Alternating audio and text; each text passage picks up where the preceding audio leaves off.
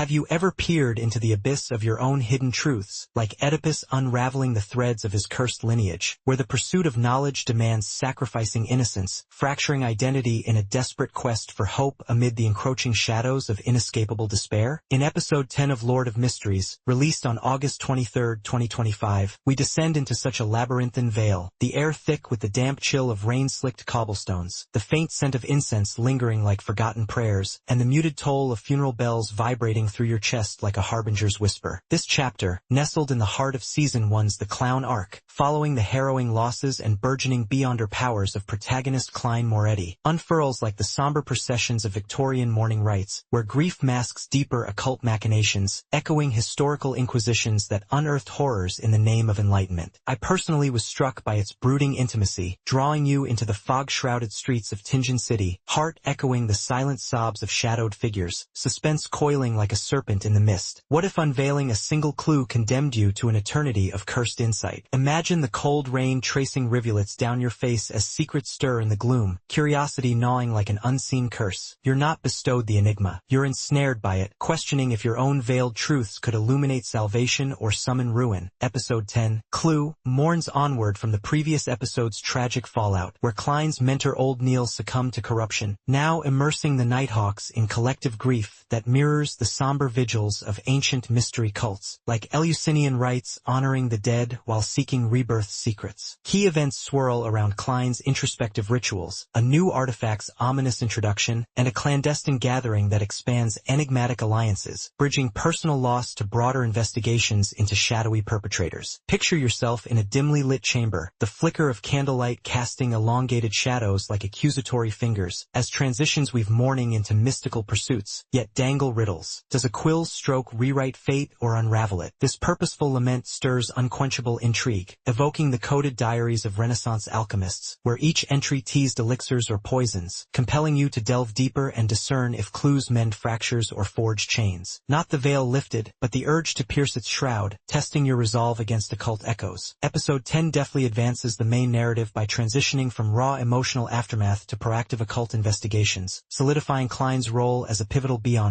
while escalating the Tinjin arc's tensions toward a climactic convergence. Key revelations center on a Grade 0 sealed artifact, a quill pen 0-08, linked to a rogue archbishop's downfall, hinting at larger conspiracies, while plot twists emerge in the expansion of Klein's secretive tarot club with a new member's cryptic inclusion and connections tying local crimes to ethereal manipulators. Pacing achieves a haunting balance. Deliberate, rain-drenched morning sequences build atmospheric dread before accelerating into ritualistic and investigative surges, maintaining dramatic equilibrium that heightens suspense without overwhelming. A subtle cliffhanger looms in assigned missions, foreshadowing imminent perils. Addressing fan-inquired, cloudy aspects, such as the artifact's ambiguous ties to the overarching manipulator, debated for its vague implications, and the new tarot member's abrupt summoning, confusing without immediate context. We turn to the source web novel by Cuttlefish That Loves Diving, Web Novel Platform, Volume 1, Chapters 100 to 110. In Chapter 102, the quill, Artifact 0-08, Azek's quill, is detailed as a tool of fate-altering script, stolen by Ensangual, the Archbishop, clarifying the anime's silhouette as a direct nod to his role in Klein's transmigration. Not random theft, but a calculated act in the error pathway, demystifying the episode's haze as intentional foreshadowing for sequence advancements. Chapter 105 introduces Little Sun, Forsaken Land Inhabitant, to the Tarot Club via Klein's ritual, explaining the anime's chant as a Sapphira Castle summon, rooted in the novel's tarot symbolism. This provides deeper context, enriching the animated segment with metaphysical lore on error and sun pathways, transforming perceived ambiguities into layered setups for the fool's journey. Klein's emotional layers deepen profoundly, his hidden wounds, transmigration's isolation, and recent losses, like Neil, motivating a stoic facade that surprises in raw, tearful vulnerability, his choices consistent in calculated rituals yet transformative in embracing mentorship from Daly, marking growth from novice to adept beyonder. Daly emerges as a steady anchor, her motivations of duty revealing subtle wounds from past corruptions, dialogue shifting from instructional to empathetic, consistent but surprising in fostering Klein's independence. The new tarot member, Sun, adds enigmatic depth, his motivations of survival in exile yielding surprising candor, while antagonists like Lenivus hint at manipulative psyches, consistent in cunning. Audrey and the Hanged Man evolve through club dynamics, their interactions transformative in forging tentative trusts. artifacts. Unveiling truth manifests as a double-edged blade, questioning. In a beyonder world of sequences and artifacts, does power through knowledge corrupt morality, exacting sacrifice of sanity for survival's glimmer against despair's tide? Klein's mediumship embodies hope's perilous cost, like Prometheus gifting fire only to endure eternal torment, his struggles sacrificing emotional shields for clairvoyant insights. Morality probes the artifact's theft, where ambition mirrors existential dilemmas. Does defying divine order affirm free will or invite chaos? Sacrifice pulses in Nighthawk's mourning, while despair counters in hooded minds, manifesting philosophical echoes on identity's fluidity, echoing Kierkegaard's leap of faith, where embracing mysteries pits personal despair against collective hope. New lore on Grade Zero sealed artifacts enriches the universe, portraying them as cataclysmic relics with historical ties to church schisms and pathway corruptions, complicating beyonder rules with loss of control mechanics, adding occult authenticity, without excess, heightening the Victorian steampunk realm's perils. The script whispers with poetic intrigue, lines like ritual chants amid grief carrying foreshadowing weight, impactful and resonant like the cryptic prophecies in Macbeth's which covens, sharp, transcending clichés through esoteric phrasing. Imagine intoning them in a rain-lashed chapel, words echoing like tolling bells, tasting of incense and ink, foreshadowing veils that linger post-credits. They provoke suspense. Does that summoned name bind allies or beckon doom? You're drawn into the incantation, curiosity swirling like fog, compelled to unravel if utterances enlighten or ensnare. Not sold the oracle, but seduced by its shadowy allure. The art direction enchants in ethereal rituals, fluidity in mediumship sequences where colors desaturate from vibrant Victorian reds to ghostly grays, symbolism in Quill's inky shadows evoking fate's indelible marks, not mere mystique, but metaphors for corrupted knowledge where stillness in mourning amplifies isolation, movement in club summons conveying otherworldly pulls that shape impact as beauty veiled in ominous elegance, camera angles delve into low, intimate shots for Klein's tears, compositions framing Nighthawks like Renaissance pietas, editing rhythms measured, slow fades in grief surging to quick cuts in investigations that mirror emotions, amplifying tension akin to Nolan's dream layers in perceptual shifts. The OST haunts as a spectral dirge, motifs of tolling bells crescendoing in revelations, burning into memory like a funeral march. Silence envelopes ritual pauses, louder than storms, elevating mysteries to profound voids reminiscent of historical seances in dimly lit parlors. Klein's See You delivers with quivering timbre, embodying fractured resolve. Daly's performer infuses steady warmth, capturing mentor's empathy. Standouts like Sun's distant echo personify exile's weight, intensity forging arcane authenticity. This episode etched scars of unveiled curses into me, sparking wonder at fragile truths amid occult gloom, akin to the harrowing discoveries in Lovecraft's tales where knowledge births madness. It unleashed a collision of veiled destinies, a breaking point shattering illusions and reshaping paths irrevocably. I tasted the rain's metallic sorrow on my lips, heard the fading toll of fateful bells, moments that haunt, probing eternal queries. When does seeking clues enlighten the soul, or entomb it in shadows? Picture the fog enshrouding you, curiosity coiling like a curse. Did insights liberate or lock in eternal loops? The veil deepens your immersion, as if your secrets stir, compelling you to pierce the mist. Reverse reading reframes the episode's deliberate opacity, critiqued as confusing in artifact ties, as thematic choice mirroring occult ambiguities, enhancing immersion. Pacing's contemplative builds risk languor, yet serve stylistic introspection. Yet, as echoes of Quill's fade, one shadow queries. In the labyrinth of hidden fates, what if your next clue unveiled not just a mystery, but your soul's eternal curse? Watching becomes inexorable, a step into veiled depths. Enter the fog, feel the curses whisper, and let truths redefine you. What enigma awaits your unraveling? Have you ever faced the monstrous reflection of your own choices, like Frankenstein beholding his creation in horror, where the thirst for power exacts a sacrifice of comrades and sanity, shattering identity in a desperate claw for hope against the tide of irreversible despair? In episode 11 of Lord of Mysteries, released on August 30th, 2025, we confront such a grotesque mirror, the air laden with the coppery stench of spilled blood, the slick warmth of betrayal seeping through your fingers, and the dim flicker of gas lamps casting elongated shadows that whisper of impending doom. This episode, thrusting deeper into the climactic clown arc, following Klein's grief-stricken investigations and the Nighthawks' unraveling unity, unfolds like the bloody inquisitions of the Spanish tribunal, where pursuit of truth birthed only greater atrocities, ensnaring the innocent in webs of fate. I personally was struck by its unrelenting brutality, immersing you in the gore-streaked halls of Tinjin's underbelly, heart pounding with the echo of desperate footsteps, suspense tightening like a noose around justice. What if defeating seeing a demon unleashed one within your own ranks. Imagine the visceral splatter of conflict staining your skin, curiosity devouring you like a ravenous beast. You're not granted the monster. You're mirrored by it, questioning if your own veiled pursuits could summon redemption or ravage all. Episode 11, Mastermind, claws forward from the prior episode's artifact revelations and mounting losses, where Klein's team grappled with occult artifacts and personal fractures, now erupting into a visceral hunt that echoes the frenzied witch trials of Salem, where accusations spiraled into communal carnage under the guise of purification. Key events rage around a high-stakes confrontation with a seductive antagonist, strategic outmaneuvers leading to Pyrrhic victories, and a horrifying discovery that blurs ally from aberration, bridging investigative threads to catastrophic climaxes. Sense the metallic bite of blood in the air as blades clash in shadowed chambers, the guttural cries resounding like gladiatorial roars in Rome's arena, as transitions escalate from calculated plans to chaotic reckonings, yet conceal enigmas. Does slaying one shadow birth another? This taut carnage stirs insatiable wonder, evoking the decoded ciphers of enigma machines in wartime espionage, where each breakthrough teased victory or betrayal, compelling you to charge into the fray and uncover if triumphs heal scars or scar deeper. Not the mastermind unmasked, but the hunger to witness its fall, testing your fortitude against fate's bloody ledger. Episode 11 propels the narrative toward a devastating crescendo in the clown arc, shifting from introspective artifact explorations to high-octane confrontations that dismantle the Nighthawk's fragile cohesion, advancing Klein's journey from novice seer to battle-hardened beyonder, while exposing the web novel's intricate conspiracies. Key revelations dissect Madame Sharon's manipulative facade as a Sequence 6 demoness, her defeat marking a tactical triumph, while plot twists detonate in the gruesome loss of Kenley and Dunn's apparent descent into cannibalistic corruption, hinting at deeper pathway contaminations. Pacing masterfully balances deliberate tension building in strategic setups with explosive action bursts, achieving dramatic equilibrium that amplifies horror without rushing, though it compresses novel elements for anime brevity. A harrowing cliffhanger leaves Dunn's fate dangling, foreshadowing Volume 1's tragic close. Addressing fan-acquired, cloudy aspects, such as Dunn's ambiguous corruption, debated for its suddenness and implications on team dynamics, and Sharon's defeat mechanics, confusing in Beyonder power scaling. We draw from the source web novel by Cuttlefish That Loves Diving, web novel, Volume 1, chapters 200 to 210. In Chapter 206, Sharon's demise is detailed as Klein's clever use of marionette interchange and Azek's copper whistle, clarifying the anime's condensed fight as a faithful adaptation of seer pathway illusions versus demoness charms. Not arbitrary victory, but a calculated risk exploiting her overconfidence. Chapter 208 explains Dunn's consumption as Nighthawk pathway loss of control from the captain's burden, rooted in Sapphira influences, demystifying the anime's gore as a symptom of accumulated spiritual pollution, not random madness. This provides deeper context, enriching the animated segment with metaphysical lore on error and Black Emperor pathways, transforming perceived abruptness into a poignant foreshadowing of Klein's own risks.